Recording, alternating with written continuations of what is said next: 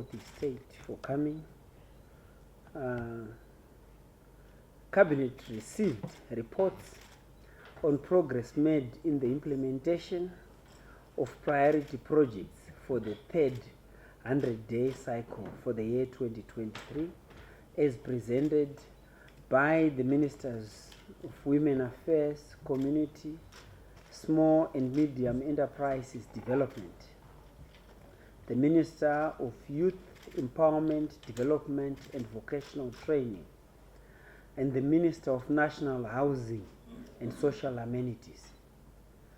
The Minister of National Housing and Social Amenities, Honorable Daniel Garwe, highlighted that the following achievements for projects under his purview: primarily, number one, the construction of 4 3-story blocks of flats at Dzivarasekwa in Harare Metropolitan Province is at 97% in terms of completion.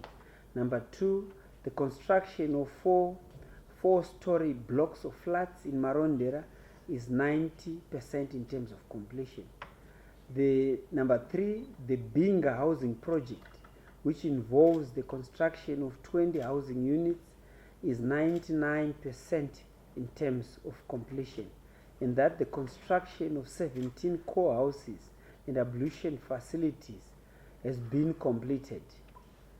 Number four, the construction of 4-by-4-story blocks of flats at Mutawa Tower in Uzumba Maramba Pfungwe has so far seen completion of foundation excavations for 3 blocks, while brickwork for the other blocks is also in line in terms of completion.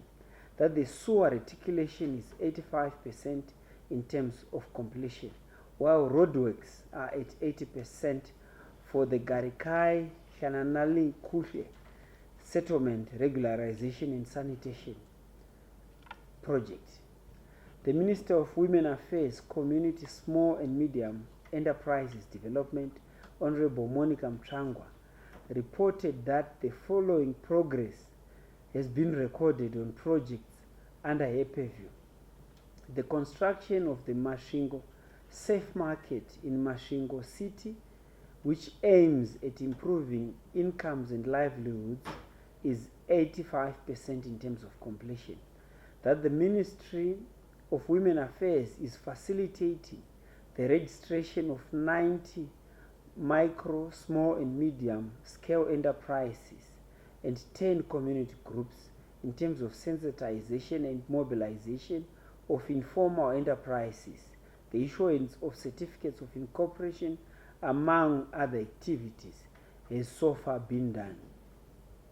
That 50 projects drawn from the country's 10 provinces have been identified for funding under the Zimbabwe Community Development Fund, and community groups will also benefit from the fund through access to loans at concessionary rates.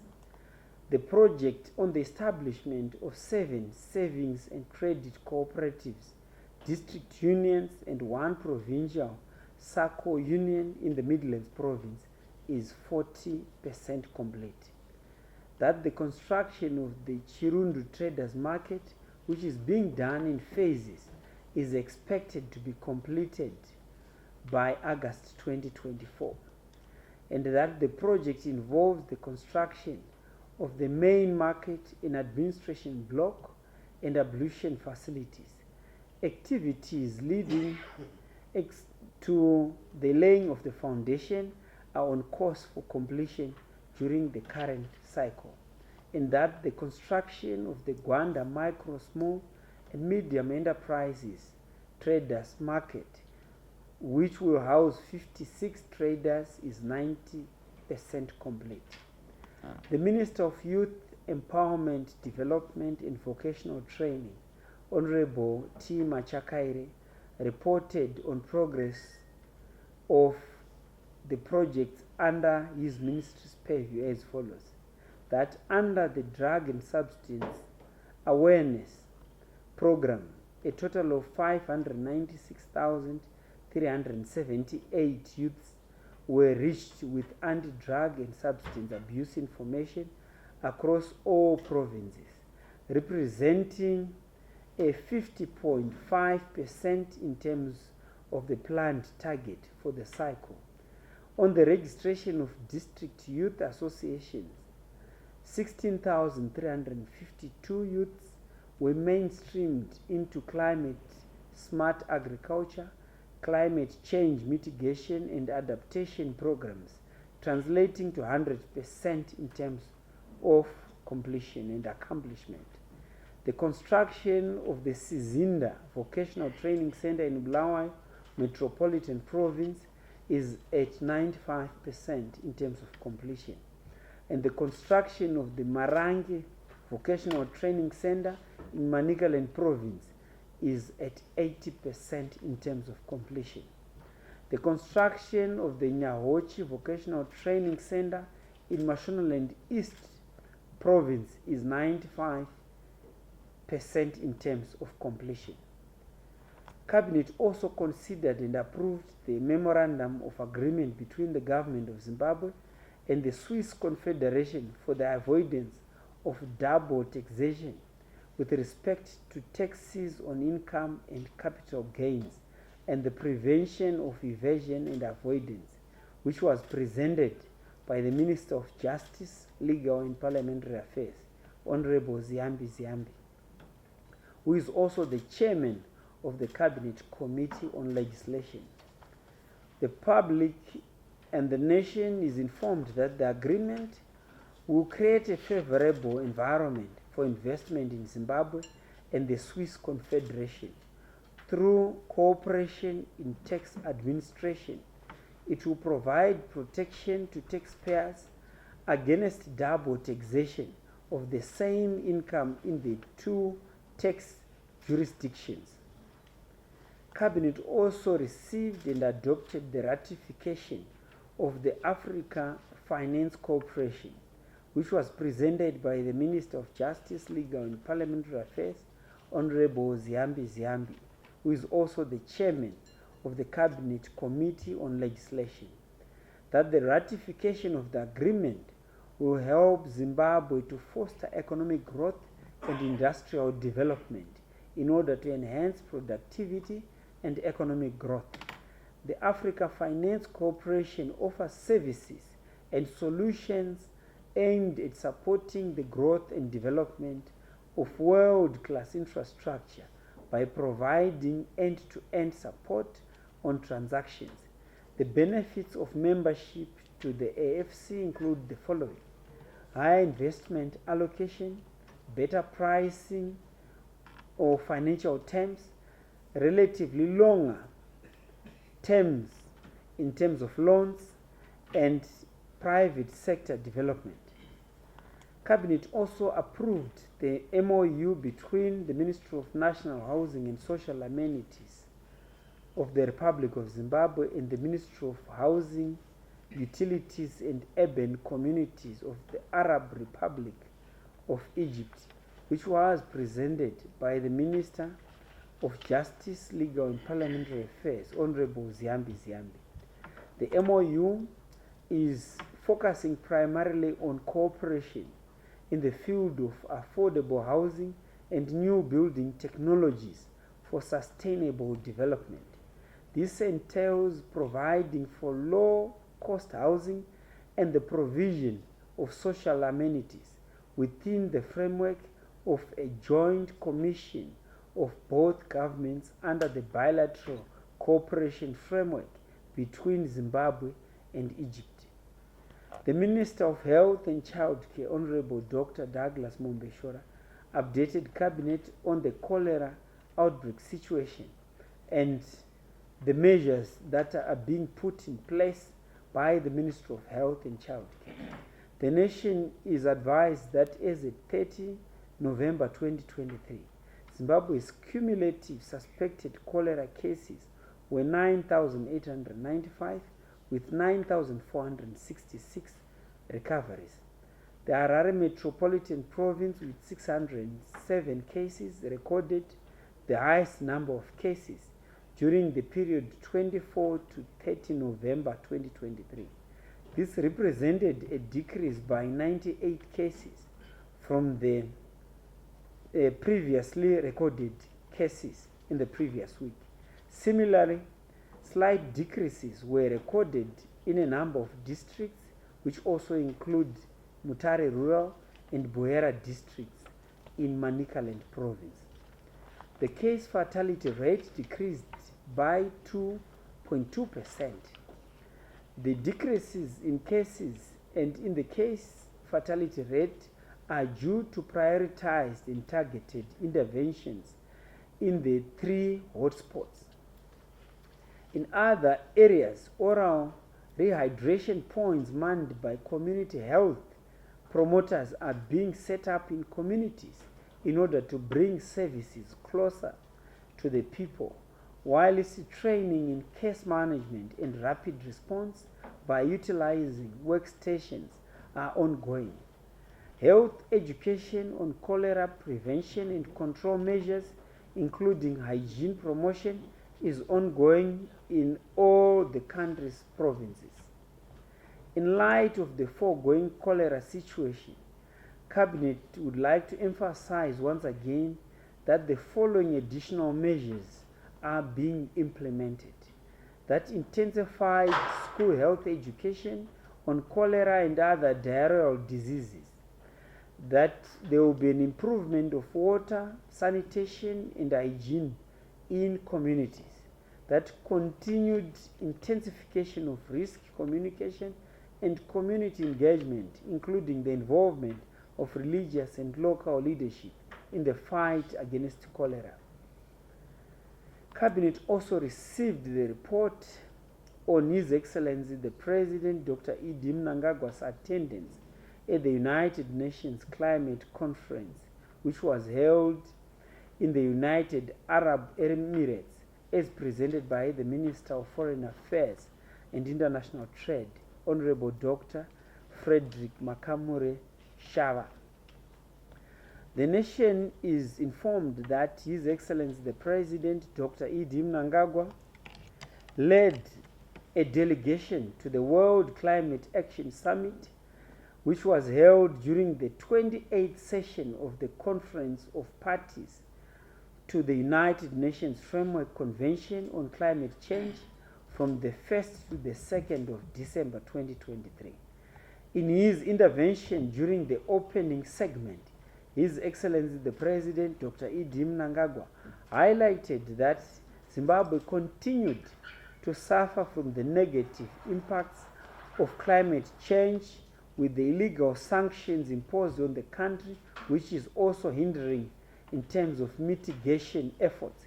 He underlined that the efforts of developing countries must be supported by equality and justice. Other key issues discussed at the COP28 include the following: the Loss and Damage Fund, which generated initial pledges of $549 million, thereby surpassing the targeted $400 million, which will help vulnerable countries to cope with the impact of climate change. The UAE announced the creation of a new private investment fund geared towards climate solutions, starting with the contribution of $30 billion. India offered to host COP33 for the year 2028. More than 110 countries committed to triple renewable energy and double efficiency by the year 2030, and the first global stocktake would be a critical assessment of progress towards meeting the Paris Agreement's goal of limiting global warming to 1.5 degrees Celsius, and correction will be needed to reset climate ambition and action.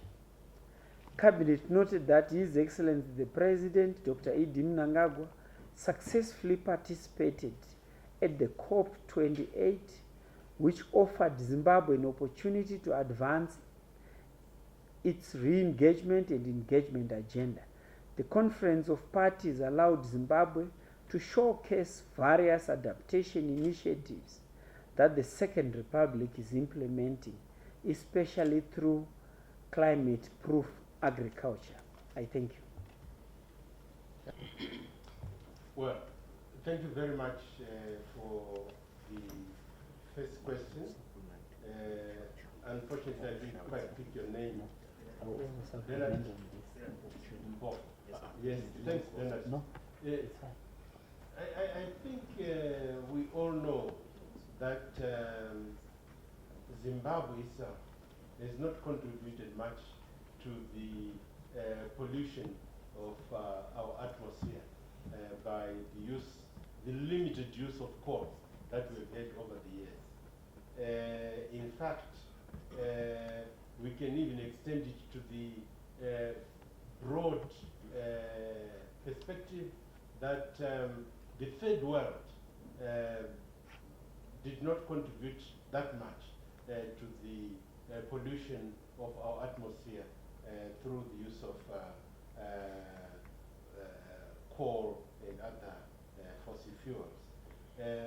But to come back to Zimbabwe, Zimbabwe is already very conscious that it is to reduce the use of coal for energy in favor of hydropower generation and in favor of solar power generation. As you know, Zimbabwe has over 2,300 hours of sunshine, and we can do quite a lot in terms of harnessing this source of power and avoid or reduce the use of coal for our power. And secondly, we have maybe the largest number of water bodies in our country compared to our region. And each of the major water bodies that you know of is capable of being developed to produce electricity. You have seen this with Mutirikwi, and maybe other major dams also will be used to generate electricity and so on. And I think in this way, and if we take advantage of the water bodies to produce power this way, we will be certainly assisting in a big way in the reduction of the use for coal. Even if you look at the Zambezi River itself, and perhaps other rivers, there are possibilities where certain aspects or certain gorges of the rivers can also be used in the same way as we are using Kariba now to generate hydropower. I think this is all I can say on the first question. On your question, Chuma, I don't know whether what you were referring to. I don't think that children suffer particularly as children in terms of the use of carbon fuels or lack of use of carbon fuels. I think it is just the country as a whole that must safeguard its nationals against the use of coal as a source of power. That's all I can say. Thank you, Honorable Minister Shah. Perhaps to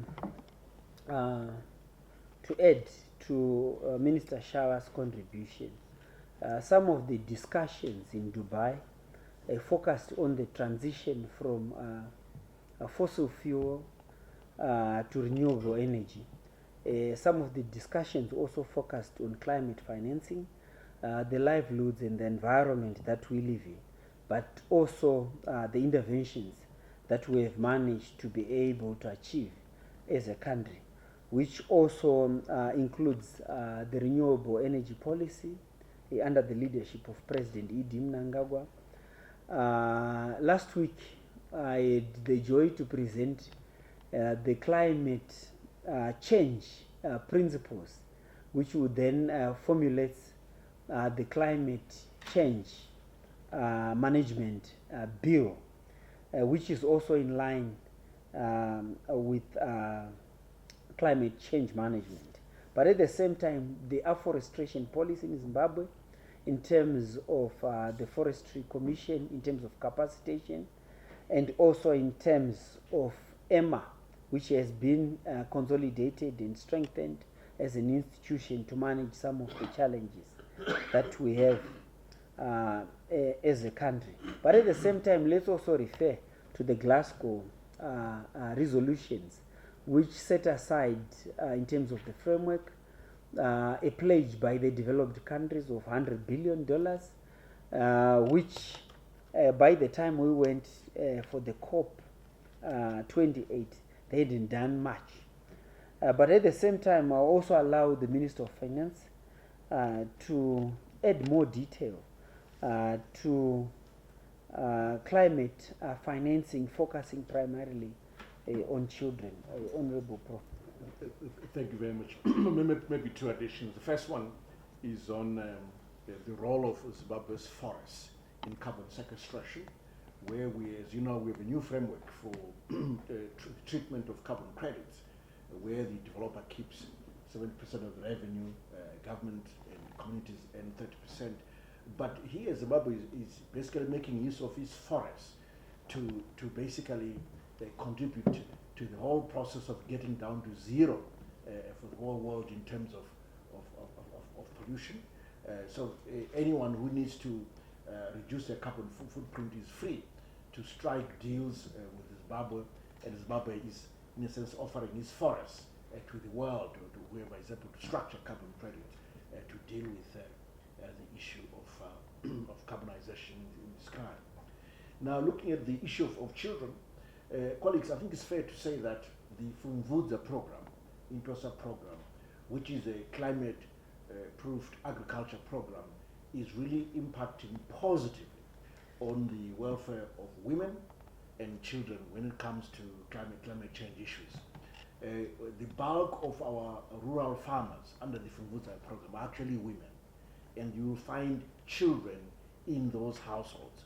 So by definition, HStvzim INTOSA program, which ensures food security at the household level, is meant to really deal with it's a response to the climate change issues through ensuring that there's food security at the household level. That's how Zimbabwe is in part responding to the issue of the plight of children and women who could be affected by climate change. Thank you.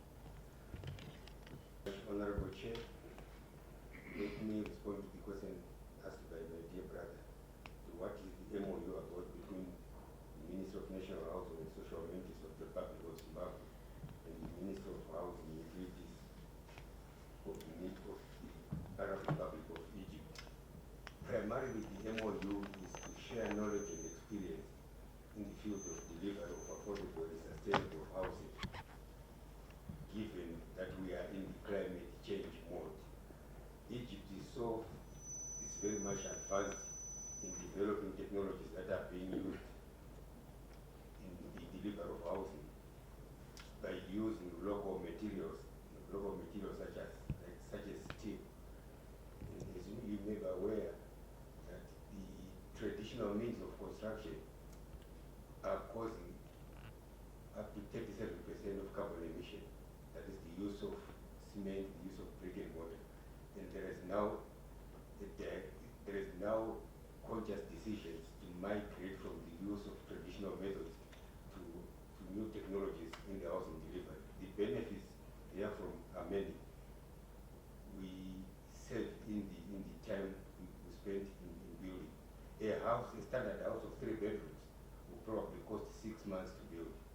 A similar house using technology will probably cost a month. I think those are the benefits of using the technology. The other benefit is cost measures. You cut cost by almost 50%. And all these applications are being used looking at local materials. Zimbabwe, 2 months from today, will be the largest producer of producing steel, and going to be the largest producer of steel in Africa. And we want to ride on the abundance of steel locally produced to deliver houses. Where we are used to seeing concrete frames of building houses and flats to steel frames.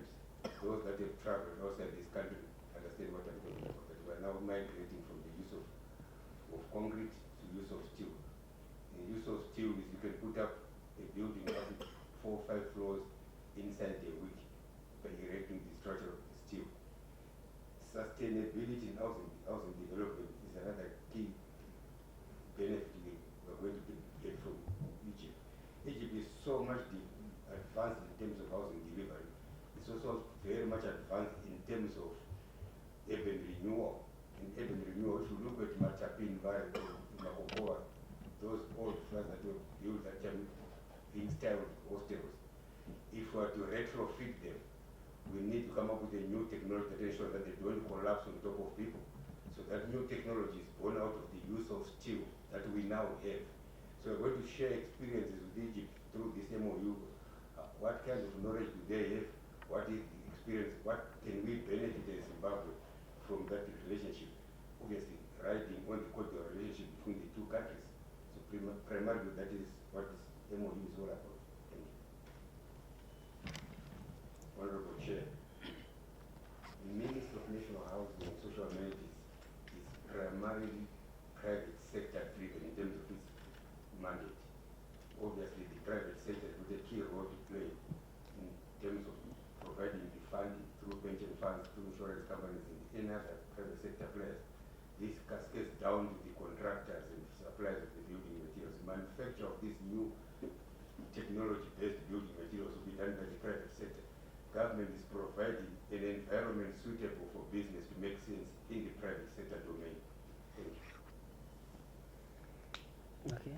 Legal framework in terms of compensation in the case of a human wildlife conflict, but at the same time, in order to support the growth of the elephant population, there are so many measures that we've put in place. I think your question is related to sustainable water supplies. Bores have been also drilled in a number of national parks in order to support wildlife conservation. But the second question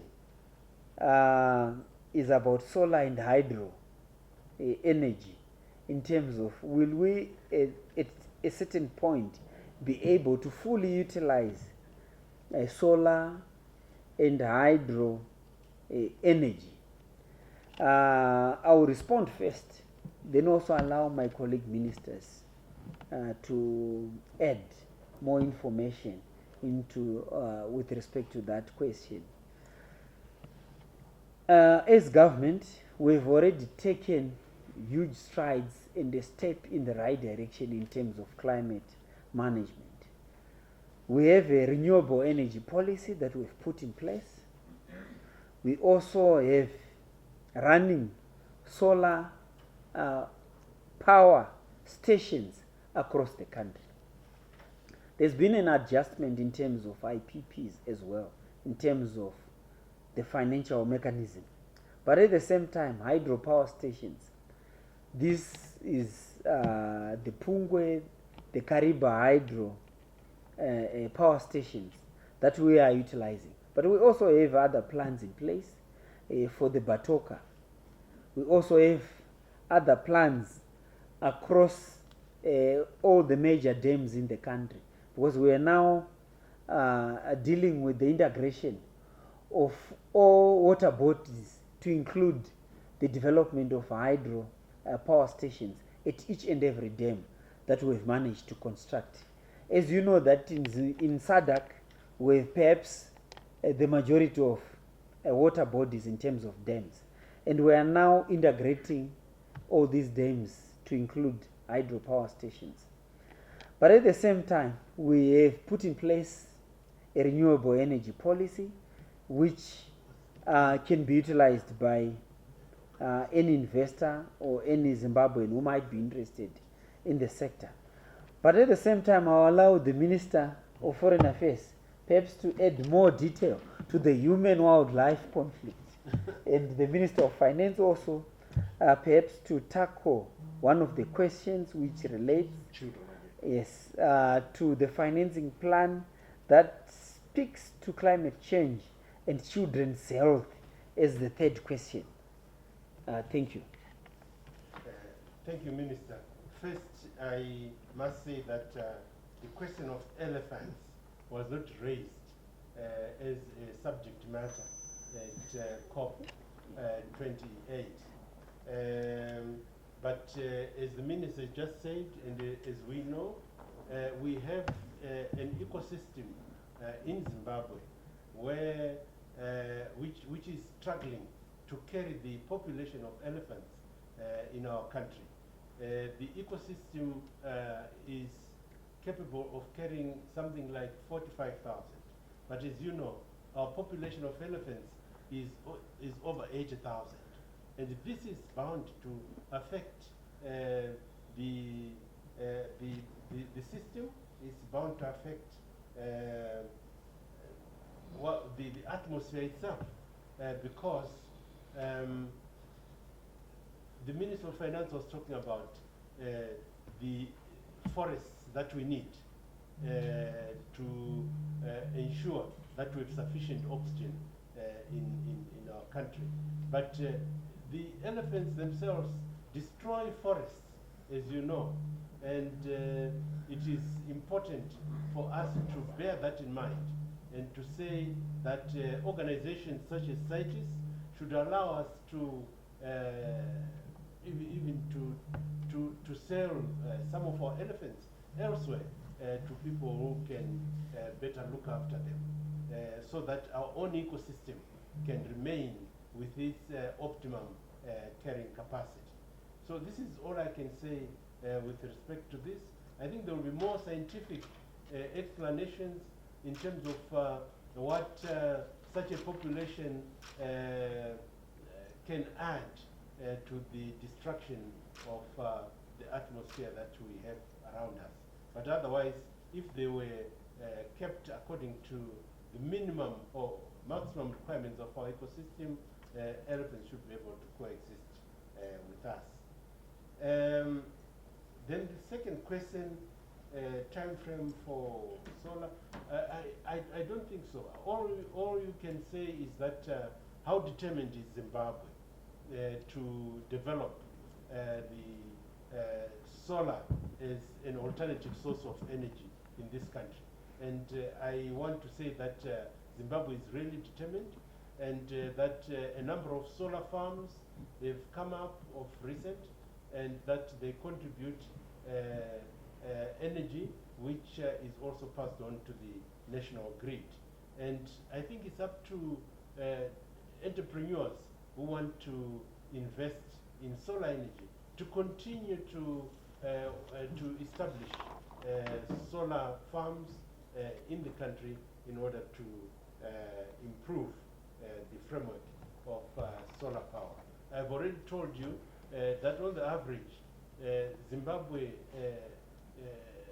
has something like 2,300 hours of sunshine, and that can certainly produce a lot of power, and which can be stored, fortunately, in batteries, and these batteries are lithium batteries, and it's just a question of time before we produce our own lithium batteries in this country, which will also help the facility of solar power being produced in our country.